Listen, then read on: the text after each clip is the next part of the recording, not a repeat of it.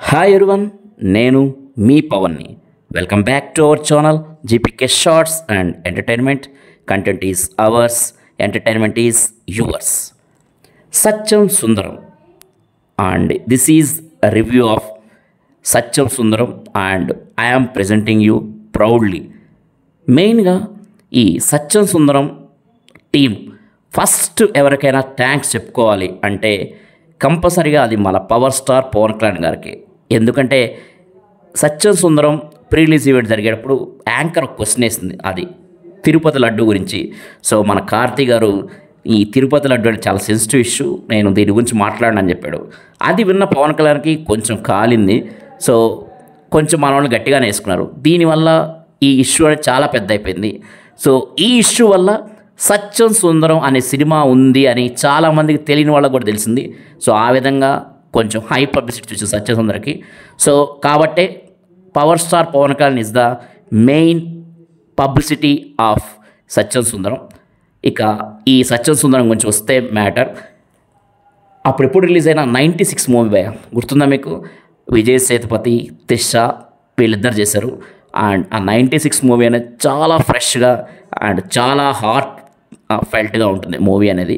చూస్తుంటే అయితే మనకు చాలా ఆనందం వేస్తుంది, చాలా బాధ వేస్తుంది, రకరకాలుగా ఉంటుంది ఆ ఫీలింగ్స్. అండ్ ఫైనల్గా విజయ్ సేతుపతి త్రిష క్యారెక్టర్కి మనమైతే ఓన్ అయిపోతాం కంపల్సరీగా. వాళ్ళిద్దరిని చూస్తుంటే ఆ బాధ, ఆ ఆనందం అన్నీ మనం కూడా ఫీల్ అవుతాం. అటువంటి మంచి మూవీ ఆ మూవీ. ఎవరైనా చూడకపోతే మాత్రం ఇప్పటికి కూడా ఓటీటీలో చూడండి. ఈవెన్ ఆఫ్ కోర్స్ ఇది మన తెలుగులో కూడా రీమేక్ అయింది భయ, జాను అని. మన శర్వానంద్ సమంత ఆఫ్ కోర్స్ అది అంత క్లిక్ కాలేదు, ఎందుకంటే ఆల్రెడీ ఒరిజినల్ వర్షనే అండ్ రీమేక్ వర్షనే. సో కాబట్టి ఆ ఒరిజినల్ వర్షన్ చూస్తేనే మీకు కూడా ఒక మంచి ఫీల్ వస్తుంది. లేదు శర్వానంద్ సమంత మూవీ కూడా బాగుంటుంది, బట్ 96 అంత అయితే కాదు. మరి ఇంత మంచి మూవీస్ ఇచ్చిన మన ఈ movie director Prem Kumar and music director Govind Vasanta, వీళ్ళిద్దరూ మళ్ళీ చేసిన మ్యాజిక్ సత్యం సుందరం మూవీ అని చెప్పచ్చు. కంపల్సరిగా నీ 96 మూవీ మీకు నచ్చితే ఈ సత్యం సుందరం మూవీ కూడా కంపల్సరీ నచ్చుతుంది భయ, అది నా గ్యారంటీ. సో ఈ మూవీలో సత్యంగా మన అరవింద్ స్వామి అండ్ సుందరంగా కార్తీ తమ క్యారెక్టర్స్లో అయితే చించి ఆరేశారు భయ, సింపుల్గా చాలా బాగా చేశారు. ఇంకా ఈ మూవీ గురించి కొన్ని విషయాలు మాట్లాడుకునే ముందు నా వీడియో మీకు నచ్చినట్లయితే please like, share and subscribe. Please భయ మర్చిపోవద్దు, సబ్స్క్రైబ్ అది చేసుకోండి, కామెంట్ కూడా చేయండి భయో. సో కథ కంటే ముందు ఈ మూవీలో కథ అంత ఇంపార్టెంట్ కాదు. అంత ఇంపార్టెంట్ కాదంటే అంత స్టోరీ కూడా లేదు యాక్చువల్గా. Just we are feeling the memorable moments and their celebration, that's all. Story గురించి అంత పెద్ద మాట్లాడాల్సిన అవసరం లేదు మనం. కానీ చాలా ప్రశ్నలు అయితే వస్తాయి మనకి ఈ స్టోరీ చూస్తున్నప్పుడు. ఒక మనిషి కొన్ని సంవత్సరాలు తను కోల్పోయిన ఆనందాన్ని, జీవితాన్ని ఒక్క రోజులో మళ్ళీ పొందగలడా అనేది పెద్ద ప్రశ్న. అండ్ ఆ ఒక్కరోజు వల్ల జీవితంలో మార్పు వస్తుందా? ఈ జీవితంలో ఈ మార్పు రావడానికి కారణం ఎవరు? ఒక్క మనిషి తన జీవితంలో మార్పు వచ్చేంత విధంగా ఒక్క రోజులో ఇన్ఫ్లుయెన్స్ చేయగలడా? ఇలా రకరకాల ప్రశ్నలు అయితే నాకు వచ్చాయి మూవీ చూస్తున్నప్పుడు. ఈ ప్రశ్నలన్నిటికీ సమాధానమే సత్యం సుందరం మూవీ. సో ఒక మధ్యతరగతి జీవితానికైతే చాలా దగ్గరగా ఉంటుంది భయం. ఈ మూవీ చూస్తున్నప్పుడు మనం ఒకటి మన పెదవుల మీద నవ్వు ఉంటుంది, చిరునవ్వు ఉంటుంది, లేదా కళ్ళల్లో నీళ్లు ఉంటాయి. ఈ రెండు ఉంటాయి కంపల్సరీ, ఏదో ఒకటి అయితే ఉంటాయి ఈ రెండు విషయాల్లో. సో కాబట్టి ఏదో ఒక ఫీలింగ్ అయితే మనకు ఉంటుంది throughout the movie. And మెయిన్గా ఈ క్యారెక్టర్స్ ట్రావెల్ చేస్తాం. First of all Arvind Swamy and Karthi characters తోటి, సత్యం సుందరం క్యారెక్టర్స్ తోటి మనం కూడా ట్రావెల్ చేస్తాం. వాళ్ళ పక్కనే ఉన్నట్టు ఫీల్ అవుతాం. వాళ్ళు ఏం చేస్తుంది, వాళ్ళు కామెడీ చేస్తే నవ్వుతాం, వాళ్ళు వాళ్ళ ఫ్లాష్ బ్యాక్ చెప్పుకొని వాళ్ళు ఏదైనా కొంచెం బాధపడితే మనం కూడా బాధపడతాం. అలా వాళ్ళ ఫీలింగ్స్ని మన ఫీలింగ్స్గా మార్చుకుంటాం. అది ఈ స్క్రిప్ట్లో మ్యాజిక్. ఈ విషయాల్లో ప్రేమ్ కుమార్ని అయితే మనం మెచ్చుకోవాలి భయ, అంత మంచి స్క్రిప్ట్ రాసినందుకు. మెయిన్గా ఈ మూవీ కథ కంటే వాళ్ళు చేసే మూమెంట్స్, వాళ్ళ దగ్గర ఉండే moments and memorable moments and celebrations, ఈ వీటి చుట్టే ఈ మూవీ నడుస్తుంది భయ. సో సరే కథలోకి వస్తే సత్యం క్యారెక్టర్తో ఈ మూవీ స్టార్ట్ అవుతుంది. తను ఎంత ప్రేమించే ఊరు, పల్లెటూరు అండ్ ఆ ఊళ్ళో ఒక ఇల్లు, తన సొంత ఇల్లు, ఇవంటే చాలా ప్రేమ తనకి. కానీ కొన్ని అనుకోని కారణాల వల్ల బంధువులు ఆ ఇల్లుని మోసం చేసి వాళ్ళ దగ్గర తీసుకోవడం వల్ల ఆ ఊరు వదిలేసి రావాల్సి వస్తుంది వాళ్ళ ఫ్యామిలీ అనేది. 22 సంవత్సరాలైంది. ఈ ఇన్సిడెంట్ ఒకటి తనకి బంధువులన్నా లేదంటే మనుషులన్నా ఒక రకమైన విరక్తి భావం వల్ల తను ఒక ఇంట్రోవర్ట్గా పెరుగుతుంటాడు. అంటే ఇంట్రోవర్ట్గా పెరుగుతాడు, పెరిగి పెద్దోడే వెళ్ళే బాబు. సో అలా ఆ ఇంట్రోవర్ట్ అంటే మంచోడే కానీ బట్ ఈ మనుషులు బంధువులు అంటే మాత్రం పెద్ద ఇష్టం ఉండదు తనకు జరిగిన ఈ అన్యాయం వల్ల. సో అలాంటి మన సత్యం అనుకోకుండా ఒక పెళ్ళి, ఇంపార్టెంట్ పెళ్ళి వల్ల మళ్ళీ తన ఊరికి రావాల్సి వస్తుంది. ఇష్టం లేకపోయినా, ఇష్టం లేదంటే ఊరంటే బాగానే ఇష్టం భయ, లోపల ఫీలింగ్స్ ఉంటాయి అండ్ ఊరికి రావాలని ఉంటుంది. కానీ ఆ మనుషులు ఎక్కడ కలవాల్సి వస్తుందని ఒక భయం కూడా ఉంటుంది. అయినా కంపల్సరీగా పోవాల్సిన పెళ్ళి కాబట్టి పోయి వచ్చేద్దాం, అలా పోయి అలా కనిపించి వచ్చేద్దాం అనుకునే ఉద్దేశంతో వస్తాడు. తను యాక్చువల్గా మన కథలో చూసుకుంటే వైజాగ్లో ఉంటాడు. వాళ్ళు చెప్పిన సైన్ బోర్డ్స్, వాళ్ళు చెప్పిన మాటల వల్ల చెప్పాలి. అండ్ ఆ వైజాగ్ నుంచి గుంటూరు డిస్టిక్లో ఉద్దండరాయనపాలెం అనే ఒక విలేజ్కి అయితే వస్తాడు భయ.